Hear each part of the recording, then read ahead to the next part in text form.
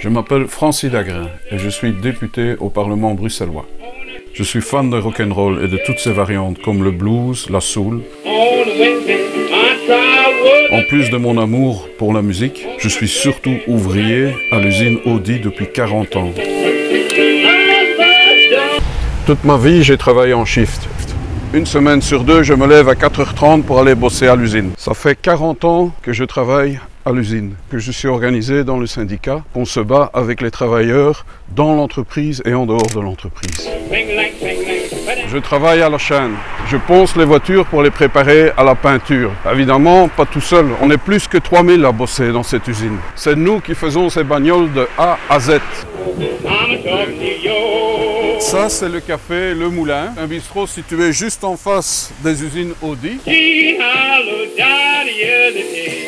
Tu sais combien il y a d'ouvriers au Parlement? Sur 89 députés, il n'y a que 2 ouvriers. Il y a moi et il y a mon camarade Youssef de Lastib. Le Parlement est majoritairement composé de professions comme comptables, avocats. Les travailleurs représentent la majorité de la population et pourtant, ils sont les moins représentés au Parlement. Je veux rester ouvrier pour garder les pieds sur terre. C'est vraiment important. Au PTB, on a une règle. Tous les élus vivent avec le salaire moyen d'un travailleur. C'est pas comme les autres élus des autres partis qui, eux, empochent 7 000 € net par mois.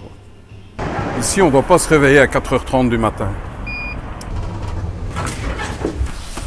Ici, je t'emmène dans l'hémicycle du Parlement. C'est là où il y a beaucoup de débats, mais des débats qui sont souvent déconnectés de la réalité des travailleurs. Il y a quelques années, il y a eu un saut d'index. Tous les travailleurs de Belgique ont perdu en une fois 2% de leur pouvoir d'achat. Ça représente 30-40 € net par mois. Pour les députés, 30-40 € par mois, ça ne représente pas beaucoup parce qu'eux, ils en gagnent plus de 7 000.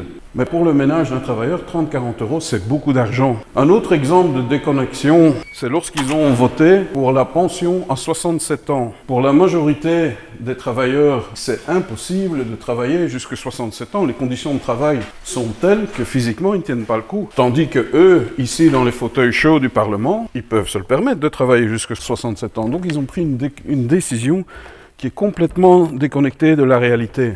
Et si tous ces fauteuils étaient remplis avec beaucoup plus d'ouvriers, il n'y aurait jamais eu un vote pour un saut d'index et il n'y aurait jamais eu un vote pour la pension à 67 ans.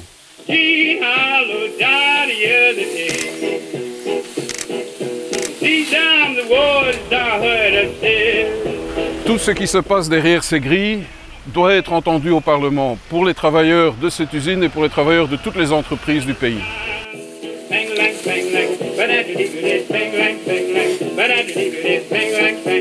Bang,